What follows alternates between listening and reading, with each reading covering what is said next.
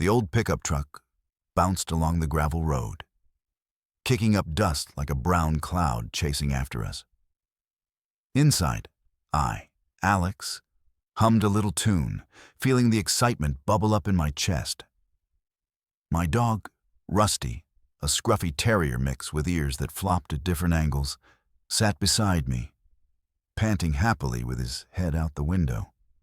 The wind ruffled his fur, and he looked like he was smiling.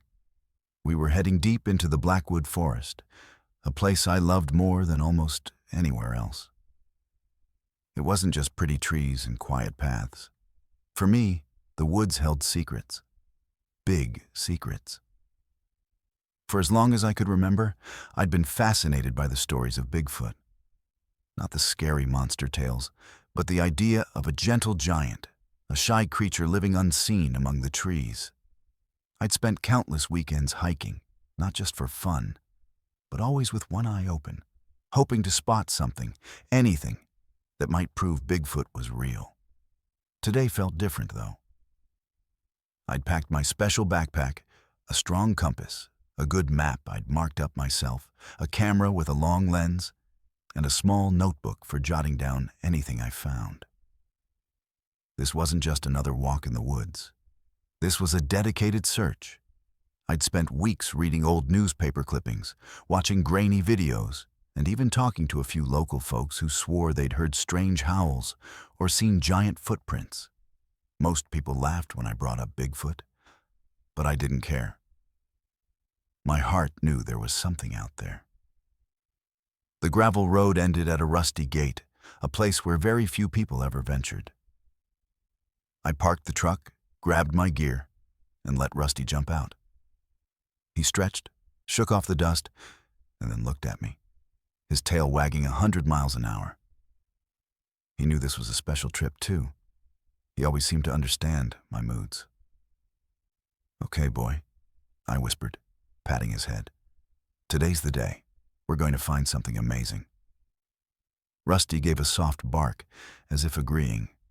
He loved exploring as much as I did, sniffing every tree, chasing every butterfly. He was a good companion, never judging my strange hobby.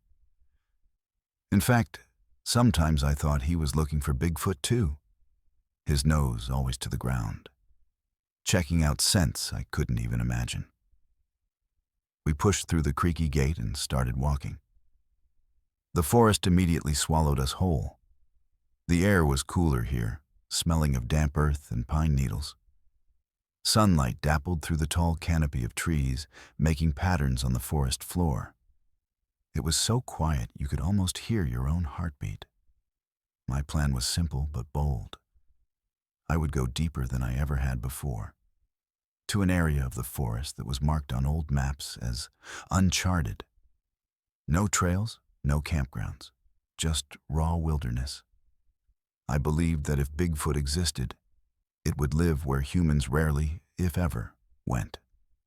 I had studied the land, looking at satellite images, trying to guess where a large, shy creature might build a home. I looked for places with plenty of water, thick cover, and a lack of human activity. I pulled out my compass, double-checked my map, and pointed us toward the thickest part of the forest. Rusty trotted ahead, his nose twitching, exploring every new smell. I followed, my eyes scanning the ground for unusual prints, the branches for broken twigs that seemed too high for a deer, and the distant sounds for anything out of place. Every snapped twig, every rustle in the bushes, made my heart beat a little faster.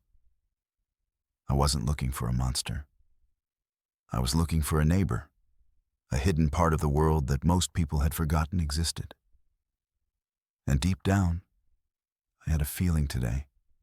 Something truly special was going to happen. The air hummed with a quiet expectation, and I felt a tingle of anticipation all the way down to my toes. This was more than just a hike. It was a journey into the unknown, a quest for a legend.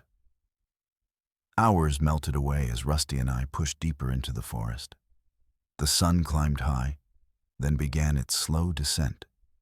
painting the sky in shades of orange and pink that barely touched the forest floor. We'd crossed babbling brooks, climbed over fallen logs bigger than my truck, and navigated through thickets of thorny bushes. My legs were starting to ache, and Rusty, usually tireless, was panting a little more often, though his tail still wagged with every interesting smell. I kept checking my compass and map, making sure we were still heading into the truly wild parts, far from any hint of human trails. The trees here were ancient, their branches reaching up like gnarled fingers, blocking out much of the sky. The silence was profound, broken only by the chirping of crickets and the rustle of leaves under our boots. I hadn't seen any giant footprints or heard any strange calls, but I hadn't lost hope. I knew that finding something this rare would take patience. Suddenly, Rusty stopped dead in his tracks. His ears perked up, and his nose started working overtime, sniffing the air with intense focus. He let out a low, soft growl. Not an angry growl, but one of curiosity mixed with a tiny bit of worry. He looked back at me, his eyes wide, then nudged my leg with his wet nose, pointing deeper into a particularly dense cluster of trees. "What is it, boy?" I whispered, my heart giving a little thump. Rusty rarely acted like this unless something truly unusual was nearby. I gripped the strap of my backpack tighter and followed his gaze. Through the tangled branches and thick undergrowth, I saw it. At first, I thought it was just a very large pile of fallen logs and leaves, maybe a natural debris pile from a storm. But as I squinted, trying to make sense of the shape, I realized it was too orderly, too structured to be just a random mess. It was enormous, easily twice my height, maybe as wide as my pickup truck. It was shaped like a giant bowl or a very big, messy dome. Thick branches, some as wide as my arm, were woven together with smaller twigs, moss, and layers upon layers of dead leaves. It looked sturdy, built to last. It was dark brown and green, blending almost perfectly with the forest around it, which was probably why I hadn't spotted it sooner. My breath caught in my throat. My mind raced, trying to figure out what kind of animal could build something so big, so carefully. A bear? No. Bears den in caves or hollow logs, not giant woven nests. A very large bird? Impossible. There was no bird big enough to make a nest this size. Rusty let out another soft growl, a little more insistent this time, then took a few hesitant steps forward. I followed, my boots crunching softly on the forest floor. The closer we got, the more incredible the structure appeared. It wasn't just a pile. It was clearly built. The branches were interlocked, some bent and woven with surprising strength. It looked like a giant version of a bird's nest, but on a scale that defied belief. A shiver ran down my spine, not just from the cool forest air, but from a growing sense of awe and a little fear. This was something truly extraordinary, something I had never seen or read about. This wasn't just a sign of Bigfoot. This felt like something made by Bigfoot. A home. I stopped a good distance away, my eyes wide, taking in every detail. Rusty stood beside me, his body stiff, his nose still working, trying to understand the strange smells coming from the giant nest. The silence around us seemed to deepen, as if the forest itself was holding its breath. I felt like I had stumbled upon a secret that had been hidden for hundreds of years. This wasn't a footprint or a blurry photo. This was a structure, a creation, and it was right here, deep in the uncharted woods. My quest had led me to something far more incredible than I had ever dared to imagine. The giant nest sat before me, a silent, moss-covered marvel. My mind whirled, trying to make sense of what my eyes were seeing. This wasn't just a discovery. It was a moment that changed everything I thought I knew about the world. My heart pounded a wild rhythm against my ribs, a drumbeat of both fear and unbelievable excitement. Fear was a cold hand gripping my stomach. What if the creature that built this was still nearby? What if it returned and found me, an unwelcome visitor, too close to its home? Bigfoot stories sometimes talked about them being shy, but also incredibly strong and protective. I was deep in the wilderness, far from any help. And this was clearly the territory of something very powerful. I imagined a towering, hairy figure emerging from the trees, its eyes narrowed in anger. A shiver ran through me, despite the warmth of the late afternoon sun. But the excitement was a fire, burning even brighter than the fear. This was it. The proof I had always dreamed of. Not just a blurry photo or a footprint, but a home, a clear sign of intelligence and existence. My hands trembled as I reached for the camera in my backpack, my fingers fumbling with the strap. I had to document this, to show the world. But first, I had to get closer. Rusty, sensing my mixed feelings, whined softly. He looked from me to the nest, then back to me, his tail giving a tiny, uncertain wag. I knelt down and stroked his head. "It's okay, boy," I whispered, though I wasn't sure it was. "We'll be careful." Taking a deep breath, I started to move forward. Each step was slow, deliberate, my eyes darting from the nest to the surrounding trees, searching for any sign of movement. Every rustle of leaves, every distant bird call made me freeze, my ears straining for anything that sounded like a heavy footfall. I moved like a hunter, but I was also prey, a small human in a giant's world. The ground was soft, with centuries of fallen leaves, muffling my footsteps.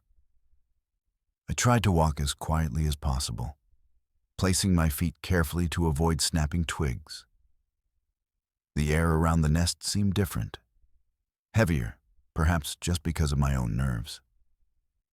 It had a faint, earthy smell, mixed with something I couldn't quite place, a wilder animal scent, but not unpleasant. As I got closer, the details of the nest became even more astonishing. The branches weren't just piled, they were intricately woven, thick ones forming a strong base, thinner ones crisscrossing to create a dense, protective wall. It was like a giant basket, expertly crafted. Some of the branches looked freshly broken, their ends still green, while others were old and covered in moss, suggesting the nest had been used for a very long time, perhaps added to year after year. I noticed a small opening on one side, just large enough for something big to squeeze through.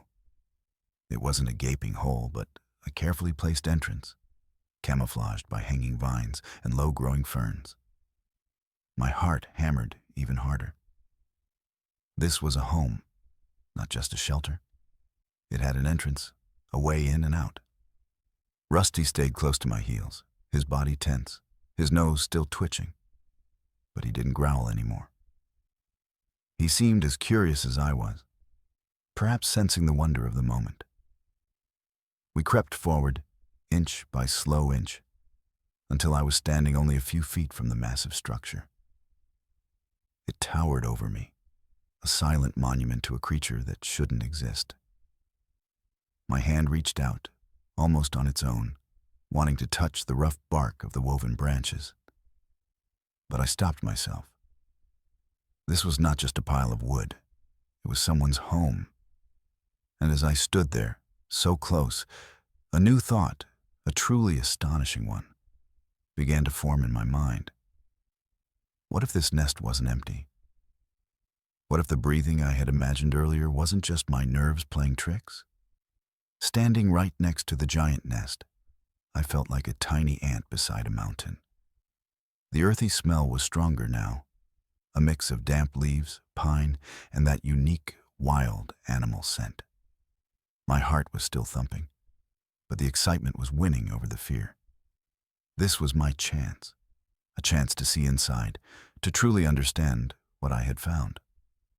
Rusty, surprisingly calm now, sat patiently beside me, his gaze fixed on the small, hidden opening. He seemed to trust my judgment. Or maybe he was just as curious as I was. I took another deep breath, trying to slow my racing thoughts. And then, very, very slowly, I bent down. The opening was cleverly hidden by hanging vines and a curtain of ferns. I gently pushed them aside, my fingers brushing against their cool, damp leaves. The light inside was dim, a soft green glow filtering through the woven branches. It took a moment for my eyes to adjust. But as they did, a gasp almost escaped my lips. It wasn't just a pile of sticks and leaves. It was a room. A huge, round room, much bigger inside than it looked from the outside. The walls were made of those thick, expertly woven branches, forming a sturdy dome-like ceiling above. It felt incredibly strong, like it could withstand any storm. The floor was covered in a thick, soft layer of moss, dried grasses, and even some large, flat leaves, all arranged neatly. It looked like a giant, comfortable bed. There were no sharp edges, no rough spots. Everything was smooth and soft, clearly designed for comfort. This wasn't just a place to hide. It was a home, carefully made with purpose and skill. My mind raced, trying to imagine the creature that could build such a thing. It would need to be incredibly strong to break and weave those thick branches. It would need to be clever to design such a sturdy, hidden structure. And it would need to care about comfort, judging by the soft, clean bedding on the floor. I noticed little details that spoke volumes. Some of the smaller branches woven into the walls had berries still clinging to them, dried and shriveled, as if they'd been brought in recently. There were also a few smooth, flat stones placed near one side, almost like decorations, or perhaps tools. This wasn't just instinct. This was intelligence. The air inside the nest was surprisingly fresh, not stale or musty. It had that same wild, earthy smell, but it was cleaner somehow. It felt safe, warm, and protected. It made me think of a cozy den, a place where a family would feel secure. My eyes swept across the interior again, taking in the sheer scale of it. A human would have to duck to get through the entrance, but once inside, they could easily stand upright. For a creature like Bigfoot, it would be a perfect fit. A private sanctuary. I reached for my camera again, this time with a steadier hand. I needed to capture this, to show the world the undeniable proof of intelligent life in these forgotten woods. But before I could even bring the camera up to my eye, a new sound reached my ears. It was soft, barely a whisper at first, but it was there. A rhythmic, gentle sound. It was coming from deeper inside the nest, from beyond the thickest part of the bedding.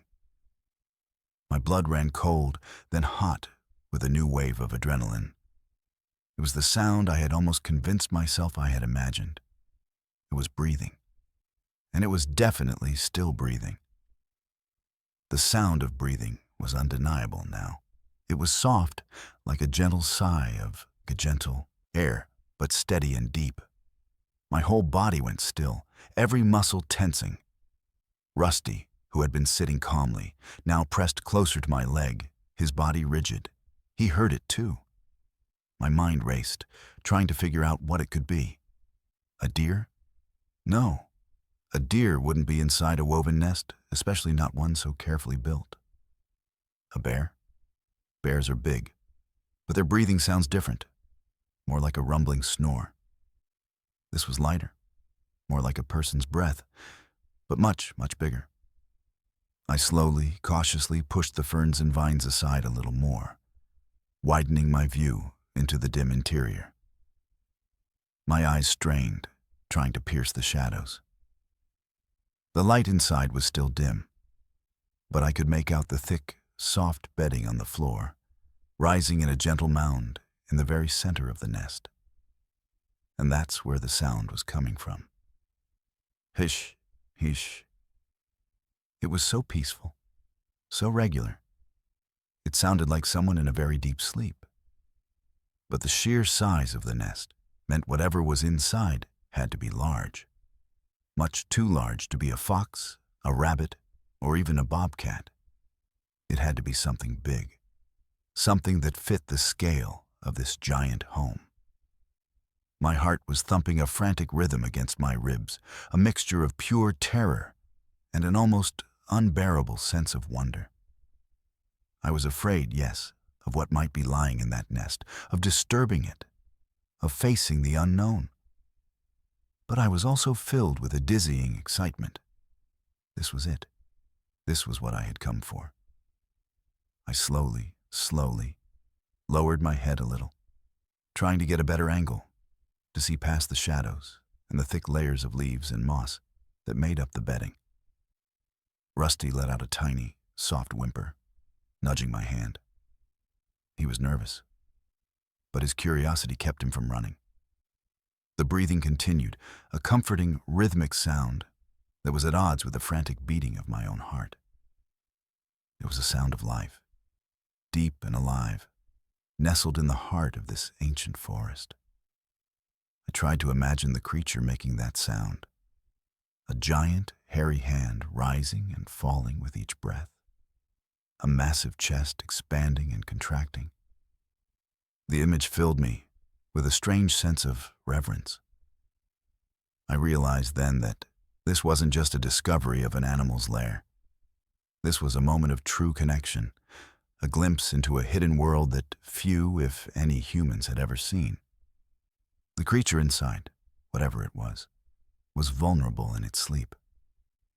I felt a sudden urge to be quiet, to respect its rest, even as my scientific mind screamed to get closer, to see.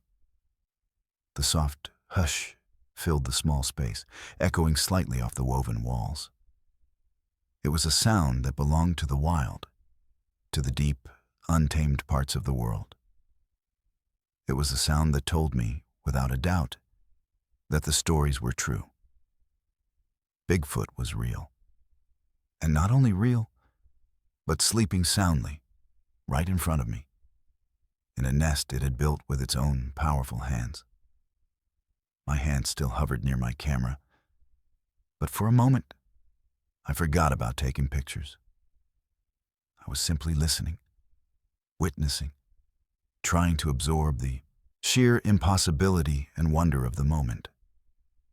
The sound of that breathing was a living, breathing secret, tucked away in the heart of the forest, and it was waiting for me to discover its owner. The deep, steady hush of breathing filled the quiet space, pulling me deeper into the nest's secret. My heart hammered, but my fear had lessened, replaced by a powerful drive to see. I had to know what was making that sound. I leaned in a little further, my eyes still struggling to see past the shadows in the mound of soft bedding. The top of the mound was covered in a thick layer of dried leaves and moss, looking like a natural blanket.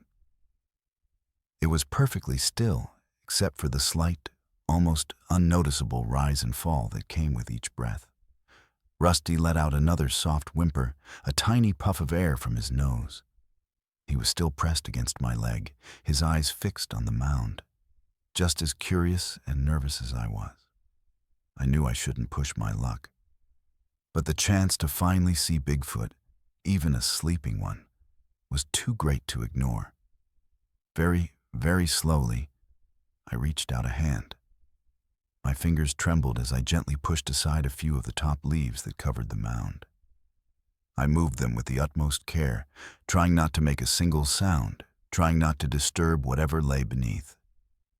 Each leaf I moved felt like I was unwrapping a precious secret. As the leaves shifted, a small patch of darkness was revealed. It wasn't the dark of the shadows. It was a deeper, richer dark, and it was covered in fur. My breath hitched in my throat. It was thick, dark fur, like the color of rich, wet earth. It looked soft, almost velvety, and it moved. Just a little, a tiny ripple, with each soft hush of breath. It wasn't the coarse fur of a bear, nor the fine hair of a deer. This was something else entirely. My eyes widened, trying to take in more detail. The fur wasn't just a patch. It was part of a larger form, curving gently under the blanket of leaves.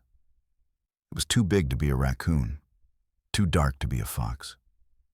And the way it moved, so gently, so rhythmically, spoke of a living, breathing being.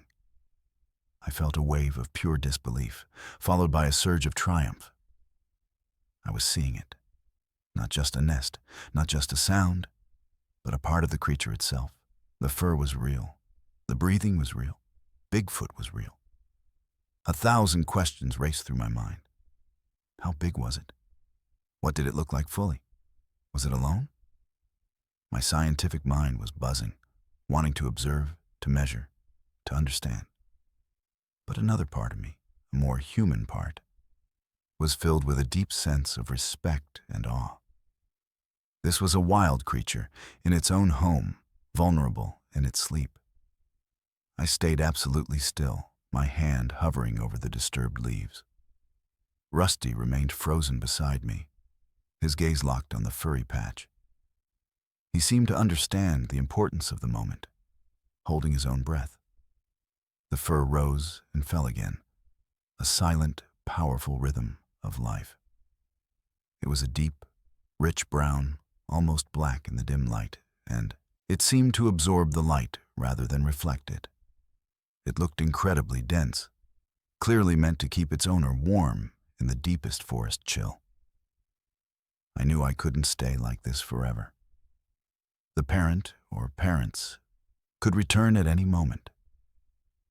But for now, for this precious, fleeting moment, I was a silent witness to a miracle. I had found Bigfoot's nest, and something inside was definitely still breathing, a furry, dark secret nestled in the soft bed of leaves. And with each gentle movement, it pulled me deeper into its mystery. The dark, furry patch moved again, rising and falling with that gentle, deep breath. My heart hammered, but a strange calm settled over me. This was real. This was happening.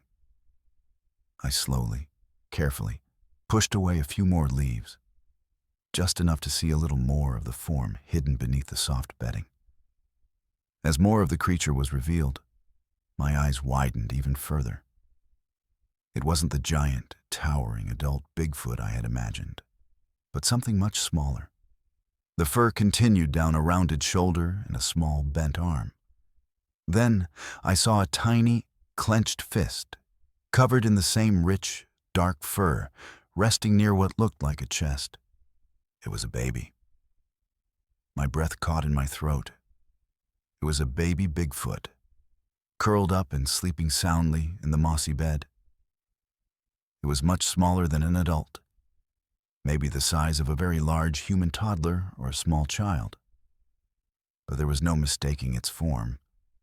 It was clearly humanoid, shaped like a person, but completely covered in thick, dark fur from head to toe. Its face was turned away from me, buried in the soft bedding, so I couldn't see its features clearly. But I could see the curve of its head, the line of its back, and the soft rise and fall of its little chest. The fur was incredibly dense, looking warm and protective. It was like seeing a tiny, hairy person, fast asleep, safe and cozy in its giant nest. A wave of emotion washed over me, even stronger than the fear or excitement. It was a feeling of tenderness, of protectiveness. This wasn't a monster. It was a baby, a vulnerable, sleeping baby.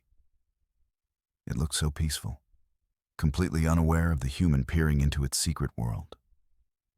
Rusty, still by my side, let out another soft whimper, his tail giving a tiny, slow wag.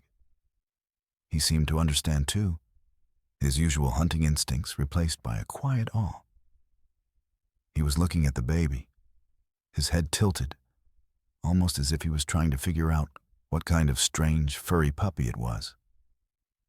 I couldn't move. I just watched, mesmerized by the sight. The little Bigfoot stirred slightly, a tiny sigh escaping its lips, and then settled back into its deep sleep. Its small body was so perfectly formed, so clearly a miniature version of the adults in the stories. This wasn't some myth. This was a living, breathing being, a child of the forest. The implications hit me hard. A baby meant a family, parents, and that meant the adult Bigfoots were likely nearby, hunting or gathering food, and could return at any moment. The thought sent a fresh jolt of fear through me, but it was a different kind of fear now. Not just for myself, but for the safety of this precious, hidden family. My fingers slowly, carefully, found the camera in my backpack. I knew I had to get a picture, some kind of proof, but I also knew I had to be incredibly quick and incredibly quiet. Disturbing this baby or alerting its parents was the last thing I wanted to do. This was a fragile, miraculous secret, and I was holding it in my hands. I aimed the camera, my hands shaking slightly, trying to focus on the small, furry form. This was the moment of a lifetime. My camera was raised, pointed at the sleeping baby Bigfoot, but my finger hesitated over the button. The wonder of the moment was huge, a swelling in my chest that felt like pure magic. I was looking at a creature that the world said didn't exist, a real-life legend, and it was small and innocent, curled up in its bed. It was a sight I would never, ever forget. But with that wonder came a heavy wave of worry. I knew, deep in my gut, that I shouldn't be here. This was sacred ground, a private home in the deepest parts of the wild. I was an intruder, a human from a world that had forgotten how to live in peace with nature. What if the parents came back? The thought sent a shiver down my spine, a cold prickle of fear that cut through the warmth of my excitement. A parent Bigfoot would be massive, incredibly strong, and fiercely protective of its young. I imagined a huge, shadowy figure appearing silently from the trees, its eyes burning with anger at finding me, a stranger, peering into its child's nest. I was unarmed, just a curious man with a dog and a camera. Against a creature like that, I would be helpless. Rusty, as if reading my thoughts, let out another soft, nervous whimper. He looked up at me, then quickly scanned the surrounding woods, his ears swiveling. His senses were far better than mine, and if he was getting uneasy, it meant something. I lowered the camera a fraction, my gaze sweeping through the dense forest around the nest. Every shadow seemed to twist into a shape.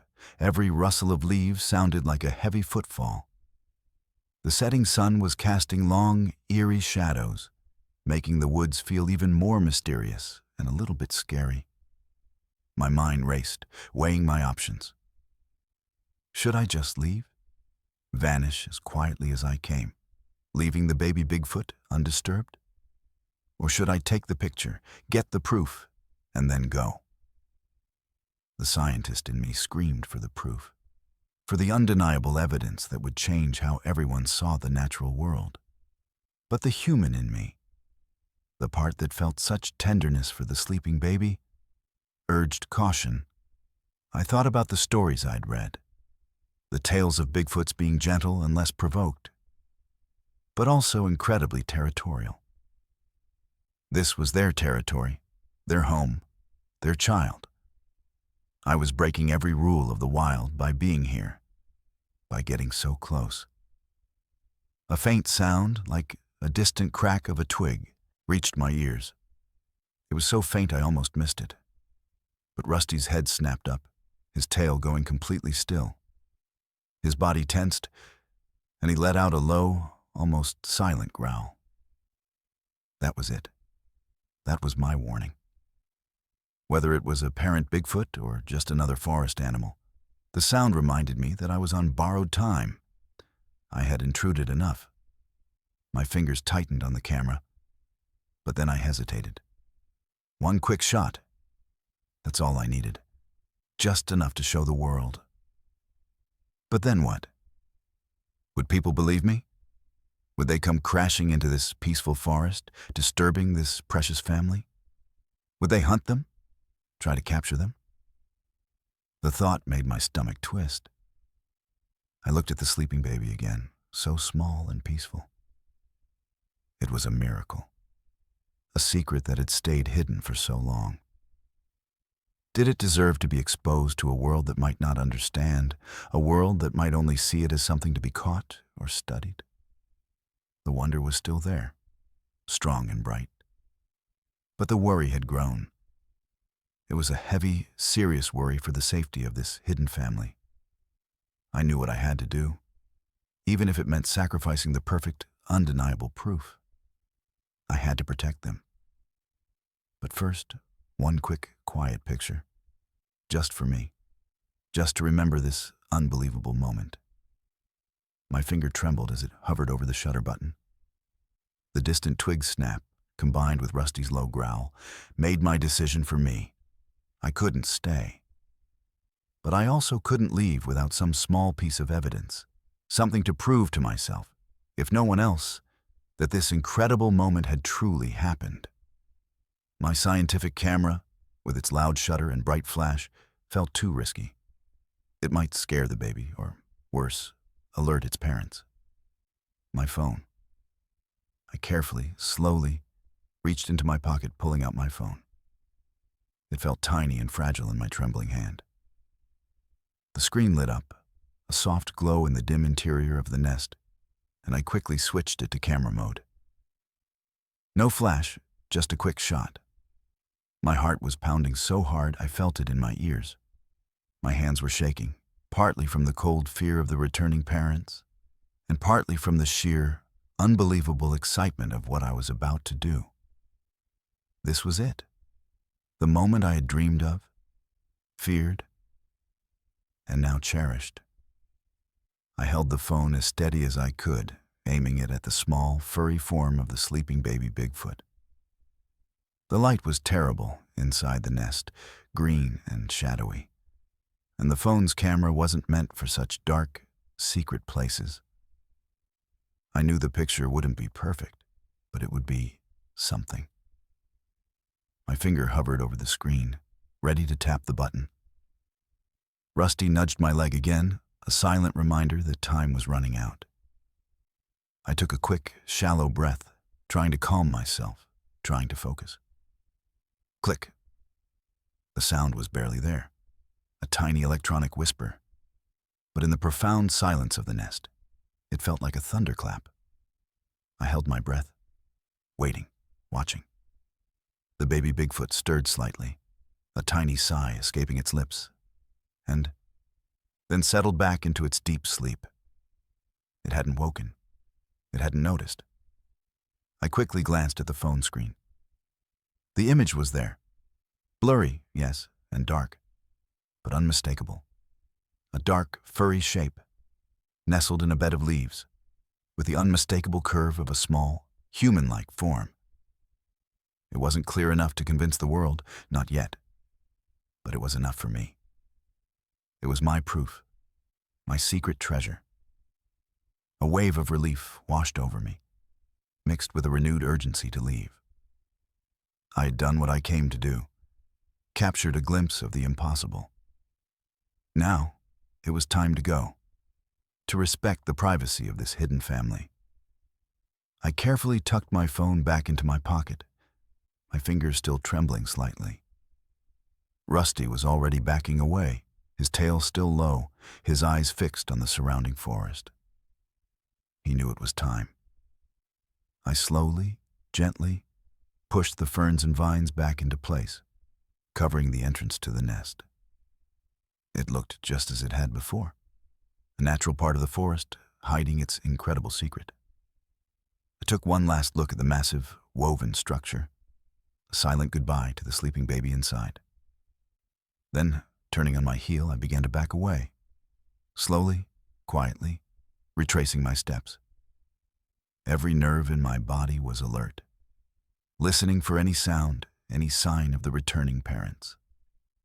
My mission was complete, but the real challenge was just beginning. Getting out of here safely and carrying this astonishing secret with me. The image on my phone, blurry as it was now etched forever in my mind. With the blurry pictures safely on my phone and the nest entrance carefully hidden, a new, powerful instinct took over. Escape. Not just escape, but a silent, respectful retreat.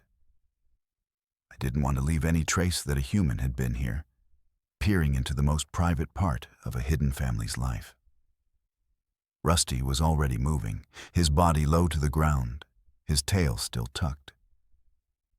He was a silent shadow, picking his way through the undergrowth with an amazing quietness. I tried to copy him, placing each foot down as softly as possible, testing the ground before putting my full weight on it. The forest floor was a carpet of old leaves and damp earth, which helped muffle my footsteps. But I was still painfully aware of every snap of a twig, every rustle I made. My eyes scanned the ground ahead, not just for the easiest path, but for any signs of my own passage. I tried to step on rocks or hard patches of dirt where my boots wouldn't leave a clear print. If I knocked a branch out of place, I gently put it back. If I disturbed a pile of leaves, I tried to smooth them over. It was a slow, careful dance, a ninja's retreat from a secret world. The air felt thick with a quiet tension. Every shadow seemed to hold a watchful eye. Every rustle of leaves that wasn't my own sent a jolt of adrenaline through me. Was that the wind, or something moving in the trees? Was that a bird, or a signal? My senses were on high alert, sharpened by the fear of being caught, of disturbing the peaceful slumber of the baby Bigfoot, and of facing its powerful parents. I kept looking back at the nest, a dark, silent hump in the gathering gloom. It seemed to watch me, holding its secret close. It was hard to leave, to turn my back on such an amazing discovery. But I knew it was the right thing to do. This family deserved their privacy, their hidden life in the wild. My presence here was a risk to them, and I couldn't bear the thought of causing them any harm. Rusty occasionally glanced back at me, a silent question in his eyes, as if asking if we were going fast enough. I just nodded, urging him to continue his quiet, steady pace. He was a true wilderness companion, understanding the unspoken rules of this deep forest. The light was fading fast now, the forest growing darker with each passing minute. The trees seemed to close in around us, their branches intertwining above, creating a dim, green tunnel. I relied on my compass to keep our direction, knowing that in this dense, unmapped area, it would be easy to get lost. I remembered the large fallen log we had climbed over on the way in. I made sure to cross it the same way, trying not to leave any new scuff marks on its mossy surface. I was thinking like a tracker, but in reverse, trying to erase my own tracks. My heart was still thumping, but it was a more controlled beat now. The immediate panic had faded, replaced by a focused determination to get out safely and leave no trace.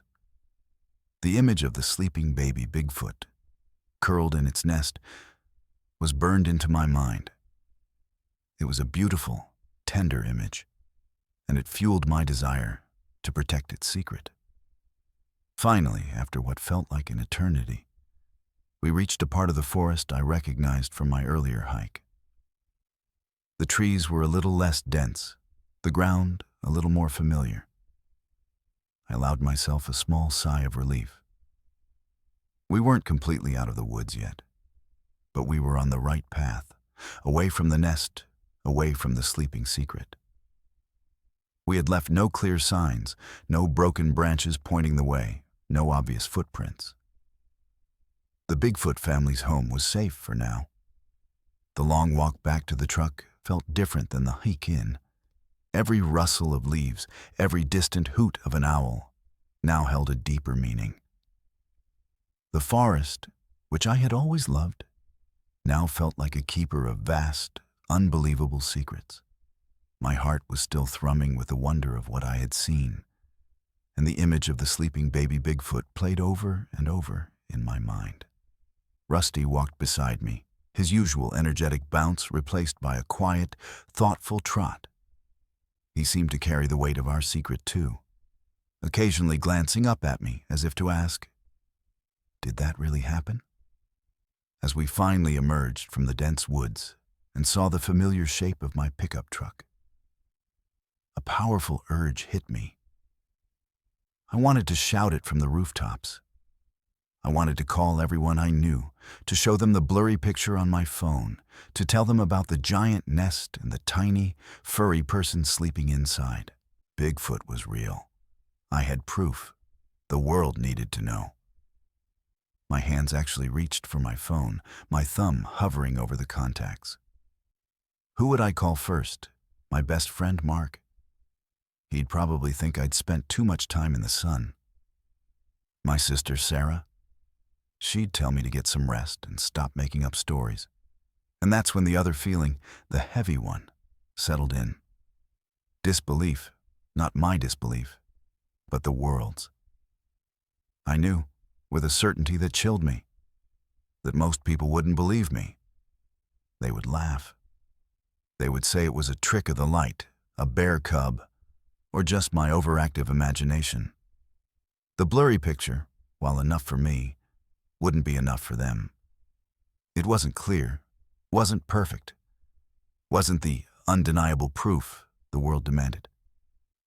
I looked at the picture again, the dark, fuzzy shape on the tiny screen. It was so real to me, so clear in my memory. But I could already hear the arguments, the doubts, the dismissive comments. It's just a shadow. Could be anything. You probably saw a very big monkey.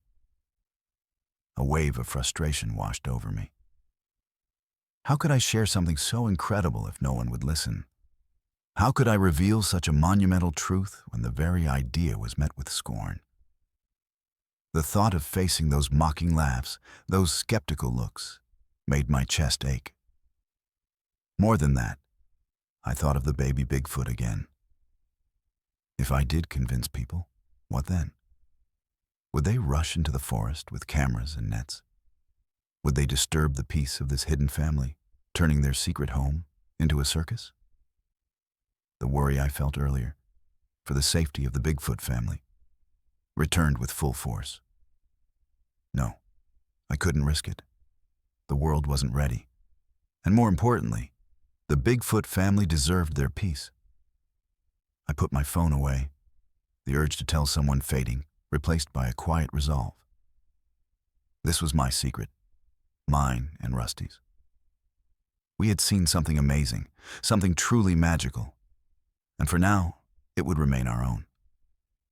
It was a heavy secret to carry, a joyful burden, but it felt right. Protecting the Bigfoot family felt more important than proving their existence to a world that might not understand or care. The truth was out there, and I had seen it, even if I couldn't share it. Sitting in my truck, the engine purring softly, I looked at Rusty. He was curled up on the passenger seat, already dozing, but his tail gave a sleepy thump when I stroked his head. He had been with me, a silent witness, a brave companion. He knew. The decision was clear in my mind now. The world might scoff, might demand clearer proof, but I couldn't give it to them. Not if it meant putting the Bigfoot family at risk. This wasn't just about proving a legend. It was about protecting a living, breathing, hidden family. I thought about the headlines, the frenzy that would erupt if real, undeniable evidence of Bigfoot surfaced. Scientists, hunters, curious tourists, they would all rush to Blackwood Forest. The peaceful, ancient woods would be trampled, the delicate balance of nature broken. The Bigfoot family's home would be found, their privacy invaded, their lives perhaps even threatened. I couldn't be the one to unleash that on them. The blurry picture on my phone was my own personal treasure. It was enough for me. It was a secret I would carry, a story whispered only to the quiet rustle of leaves when I walked alone in the woods. It would be a heavy secret, sometimes burning with the desire to share, but ultimately, a secret I would guard fiercely. I started the truck and drove slowly down the gravel road, leaving the deep woods behind. The stars were beginning to twinkle in the darkening sky, looking down on a world that held far more wonders than most people imagined. Back home, in the quiet comfort of my living room, I pulled out my special map, the one I had marked with hopeful circles and question marks. Now, one spot deep in the uncharted territory held a profound meaning. I looked at it, then at the blurry photo on my phone. The picture wasn't much to look at, just a dark, fuzzy shape, but to me, it was everything. It was proof of a miracle. I knew this secret would change my life forever. My hikes in the woods would no longer be just a search. They would be visits to a place where I knew a hidden family lived. I would be a quiet guardian, making sure no one else stumbled upon their home. I would listen more closely to the forest, paying attention to every sound, every sign, in a new way. The decision to keep the secret was not easy. It meant denying my lifelong quest for proof, for recognition. But it felt right, deep in my bones. It felt like the truest way to respect the creatures I had come to admire. The world didn't need to know everything. Some mysteries were meant to remain mysteries, guarded by the very wildness of nature itself. Rusty yawned, then rested his head on my lap, his soft fur a comfort. He looked up at me with sleepy, knowing eyes. He was my fellow secret keeper, my silent confidant. Together, we had stumbled upon something extraordinary, and together, we would protect it. The thought filled me with a quiet strength, a purpose that went beyond any fame or glory. We were guardians of the wild, and of Bigfoot's nest. Days turned into weeks, and weeks into months. Life went on, but for me, everything had changed. The world looked the same, but I knew a secret that hummed beneath the surface, a hidden truth in the heart of the forest. The blurry picture on my phone remained my most prized possession, a tiny window into an unbelievable reality. Every morning, I woke up with the image of the giant nest in my mind. I pictured the intricate weaving of the branches, the soft bed of moss, and the tiny, furry form of the baby Bigfoot curled up inside. I could almost hear its gentle, rhythmic breathing. It was a memory so vivid, so real, that it often felt like a dream I had just woken from. I found myself staring out the window, looking at the distant line of trees that marked the edge of Blackwood Forest. A powerful pull, a deep yearning, often came over me. I wanted to go back, just to check, just to see if the nest was still there, if the baby was growing, if the family was safe. The thought would always bring a fresh wave of worry. What if my return disturbed them? What if I was seen? What if, by some chance, I led someone else to their hidden home? The risks felt too great. I had made a promise to myself, a promise to protect them, and that meant staying away. But the longing was strong, especially on quiet evenings, when the wind whispered through the trees outside my window, I imagined the sounds of the forest around the nest. Were the parents teaching the little one to find berries? Were they playing in the moonlight? My imagination ran wild, painting pictures of a peaceful, secret life. Rusty, too, seemed different. He still loved our walks, but sometimes, when we were near the edge of the deeper woods, he would stop, his nose twitching, his ears swiveling. He'd look at me with those knowing eyes, and I'd swear he was wondering the same thing. Should we go back? I often pulled out my phone, looking at the blurry photo. It was so dark, so unclear, yet it spoke volumes to me. It was a constant reminder of the incredible truth I carried. Sometimes I would zoom in, trying to make out more details, but it remained a fuzzy enigma to anyone else. To me, it was a sleeping baby, a miracle. The thought of going back was a constant debate in my mind. It was a battle between my deep desire for more answers, more glimpses into their world, and my stronger commitment to their safety.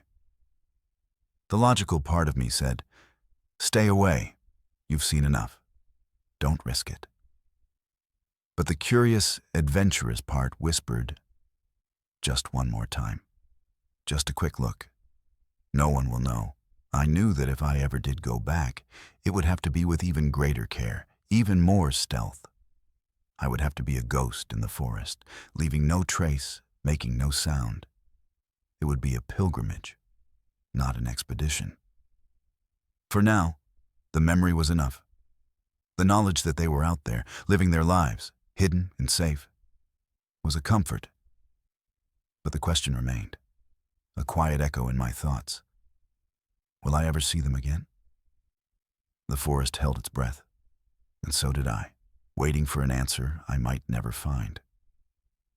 Even though I wouldn't share my secret, the discovery of the baby Bigfoot changed how I approached everything.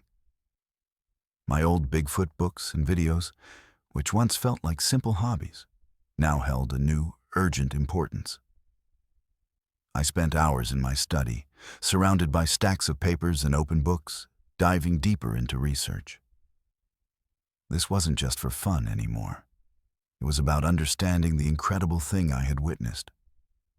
I reread every account of Bigfoot sightings, not just looking for proof, but for clues. How did they live? What did they eat? Where did they usually build their homes? I looked for descriptions of their nests, hoping to find something similar to the huge, woven structure I'd seen. Most stories talked about simple lean-tos or caves, but a few mentioned more complex shelters. Those were the ones I focused on, searching for any detail that matched my own experience. I also started looking into other large, shy animals that lived in forests. How did bears raise their cubs? What did gorillas do to protect their young? I wanted to learn about family structures, about how these creatures interacted with their environment. I felt like I was piecing together a giant puzzle, and the baby Bigfoot was the most important piece. My computer screen glowed late into the night. I searched online forums, not for Bigfoot believers, but for naturalists and wildlife experts who talked about building shelters, about animal intelligence. I studied pictures of primate nests, comparing their weaving techniques to the strong, interlocking branches I had seen. It was clear that the Bigfoot nest was far more advanced, showing a level of skill that surprised even me. I paid special attention to stories about their sounds. People often described howls or grunts, but I had heard the gentle, human-like breathing of the baby. I wondered if the adults communicated with soft sounds too, or if the babies had special calls. Every tiny piece of information felt like gold, helping me build a clearer picture of their secret lives. Rusty would often sit by my feet, watching me work. Sometimes he'd let out a soft sigh, as if remembering our adventure, or perhaps wishing he could help me understand. He was my silent research partner, the only one who truly knew the weight of the facts I was uncovering. The blurry photo on my phone was my guiding star. I'd zoom in, looking at the texture of the fur, the curve of the small body. It gave me a starting point, a real, tangible thing to base my research on, rather than just old legends. It confirmed that these creatures weren't monsters, but rather intelligent, family-oriented beings, much like us, but hidden. My goal wasn't to expose them, but to understand, to be a better guardian. If I knew more about their habits, their needs, I could better protect their secret.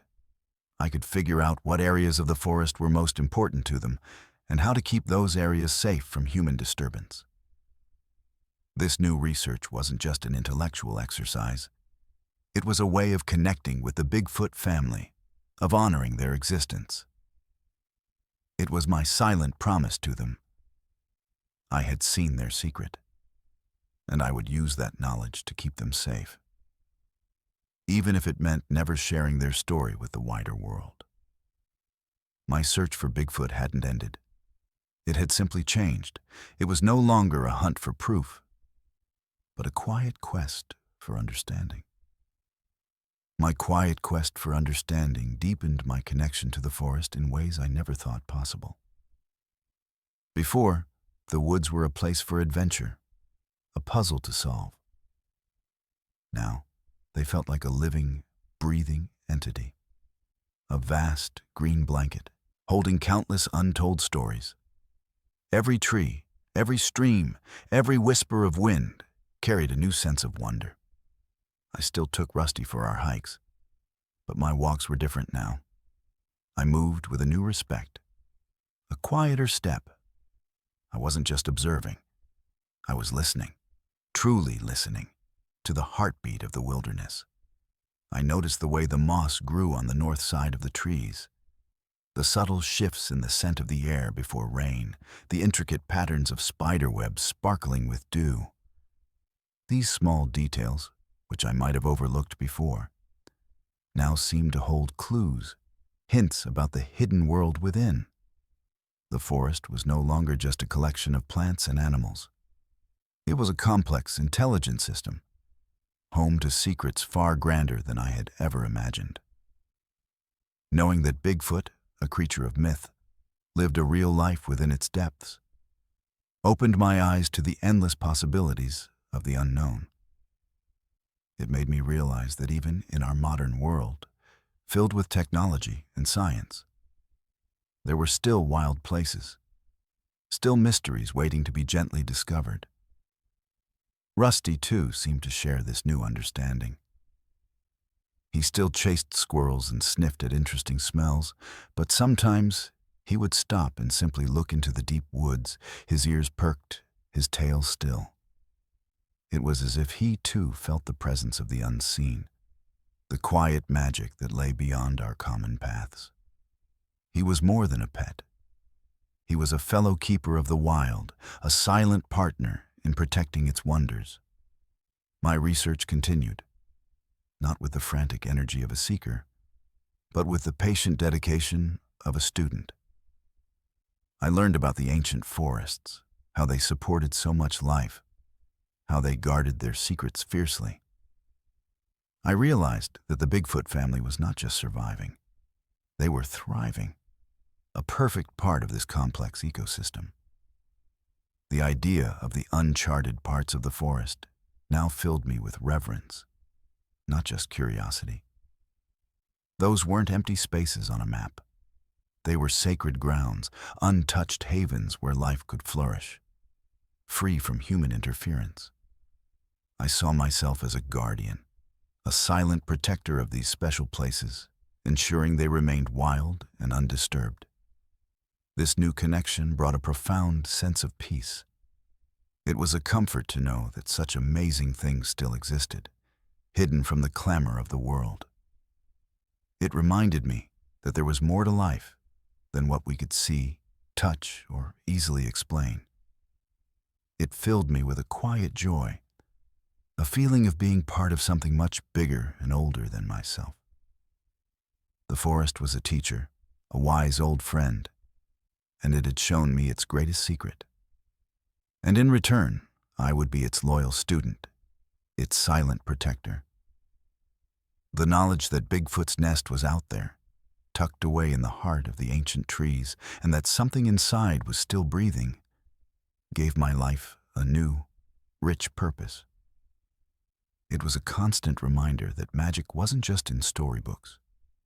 It was real, it was alive, and it was waiting to be found by those who truly believed.